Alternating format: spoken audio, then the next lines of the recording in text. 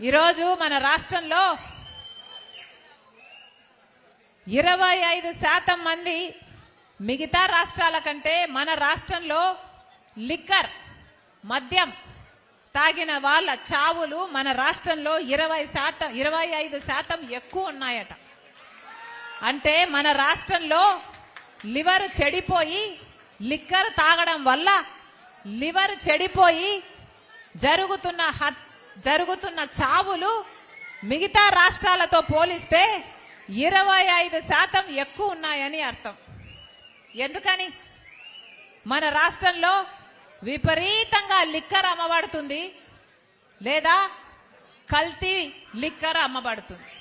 ఇందుకే కదా మన రాష్ట్రంలో ఇంకా ఎక్కువ మంది 25% ఎక్కువ మంది చచ్చిపోతున్నారు లిక్కర్తో. అంటే ఈ పాపం ప్రభుత్వానిది కదా.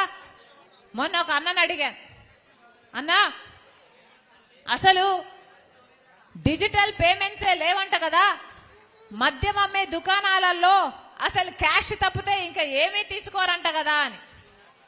ఎలా ఉందన్నా అని అడిగాను. ఆ అన్న చెప్పాడు, అమ్మా అందరూ లిక్కర్ షాపుకి వెళ్తారు, లిక్కర్ బాటిల్ కొనుక్కుంటారు, కొనుక్కొని వచ్చేటప్పుడు తిట్టుకుంటూ వస్తారు. ఇదేరమ్మా రోజు జరుగుతున్నది ఇదే అని చెప్పారు. ఎందుకన్నా ఎందుకు తిట్టుకుంటున్నారు అని అడిగా. ఆయన చెప్పాడు, అమ్మా మన ఆంధ్ర రాష్ట్రంలో ఏ బ్రాండ్లు దొరకవు తల్లి, ఒక బూమ్ బూమ్ అంట.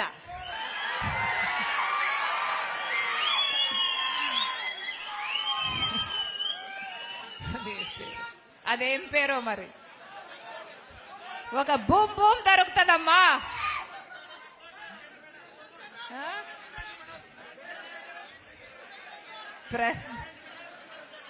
స్పెషల్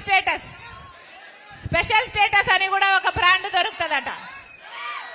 స్పెషల్ స్టేటస్ తెచ్చారో లేదో తెలియదు కానీ మందులో మాత్రం స్పెషల్ స్టేటస్ తెచ్చారు.